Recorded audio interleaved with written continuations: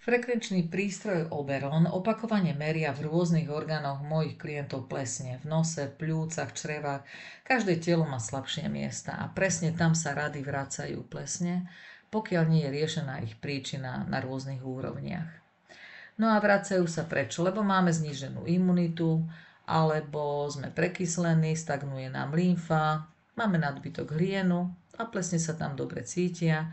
Máme nedoliečené črevá, sú preťažené, plesne sa ľahko tým pádom šíria, z čriev ešte aj do pľúc a do dutín. No alebo sa zdržiavame v nejakých starších domoch, klimatizovaných miestnostiach, autách s klimatizáciou. Plesne môžu byť na závesoch, kobercoch, teda ich spóry. No a keď zabrdneme do psychosomatiky, častokrát máme v tele emocionálne bloky, napríklad dlhodobý smútok a tým pádom nám stagnuje energetika pľúc. Čo môžeme urobiť? No tak posilniť imunitu probiotikami, cesnakom, oregánovým olejom, koloidným striebrom. Môžeme piť mladý jačmeň, odkyslíme organizmus, vylúčime cukor, bielu múku, kvasnice, mlieko, tie plesne milujú.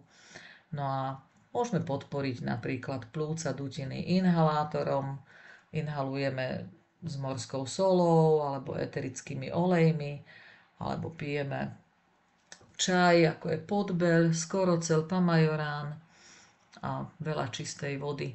A jednou zo zásadných ciest, ako sa do nás opakovane tie plesne dostávajú, pretože už som ich u seba, u svojich klientov odstránila a potom bum, znovu boli naspäť a rozmýšľala som, že čo a akým spôsobom sa teda dostanú do nášho tela a zistila som, že jeden spoločný menovateľ sú orechy.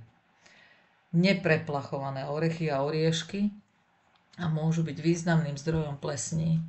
A fakt je ten, že málo kto to robíme.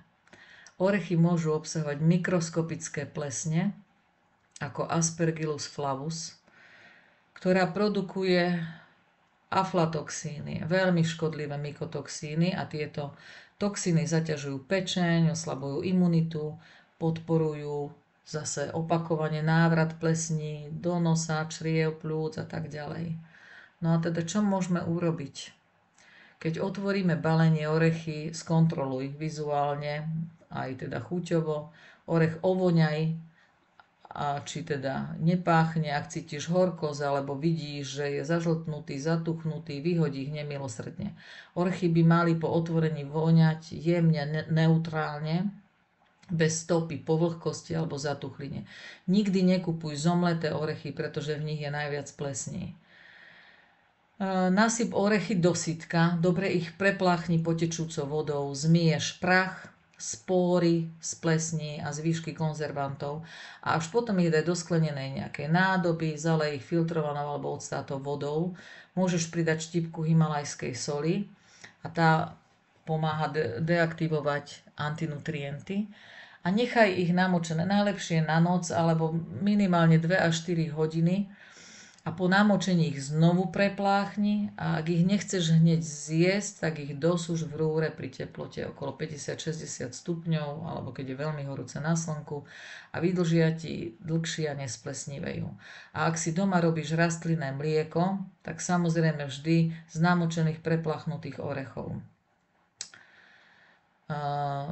Čo znamená pre tvoje zdravie, keď si kupuješ teda orechy z reťazca z obchodu, ktoré môžu mať na sebe mikroskopické plesne, ty ich nevidíš, necítiš ani ich nemusíš chuťovo zistiť.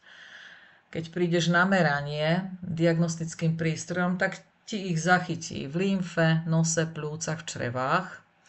Tak čo urobiť? Uprednostni skôr európsky pôvod, i keď to je dosť ťažké zistiť, pretože oni častokrát neuvádzajú krajinu pôvodu, iba krajinu balenia. Kúpuj orechy v škrupinách, tie sú menej kontaminované, vyhýbaj sa miešaným baleniam, tam je väčšie riziko plesní. Dbaj na čerstvosť a obaly, aby boli priehľadné, aby si videl teda, čo kupuješ. Radšej menej a kvalitnejšie.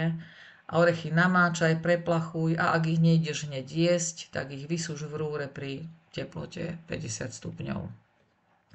Medzinárodné reťazce obchodné, ako napríklad Lidl, berú orechy z Afriky, Indie. No a povedzme si úprimne, ako tá hygiena pri spracovaní potravín je tam žalostná, orechy sušia na zemi, na špinavých starých plachtách, viete, ako to asi vyzerá, veď sme videli dokumentárne filmy, možno niektorí ste tam aj boli. Takže mnohé orechy, ale aj kešu, aj arašidy, to je jedno, skrátka, ktoré predávajú, pochádzajú z krajín ako Mozambik, Vietnam. No a niektorí zákazníci poznamenávajú, že teda pôvod nie je vždy zobrazený, aj keď sa už balia a dokončujú v Európe. Napríklad v závode Ibech v Palenbergu v Nemecku majú moderné baleništie na orechy, sušené ovocie či čokoládu. Suroviny však spravidla pochádzajú od týchto externých dodávateľov. No, prídi na diagnostiku. Možno ti práve pleseň v nose spôsobuje chronickú nádchu alebo problémy s plúcami. A budeš vedieť, na čom si. Moje telo je chrám. Každá bunka sa naplňa čistotou, zdravím a harmóniou. Prepúšťam všetko, čo mi už neslúži, s ľahkosťou, vďačnosťou a láskou. Božie svetlo ma preniká, uzdravuje a prečisťuje. Som slobodná od záťaží minulosti. Vo mne žije sila, zdravie, nová sviežosť života.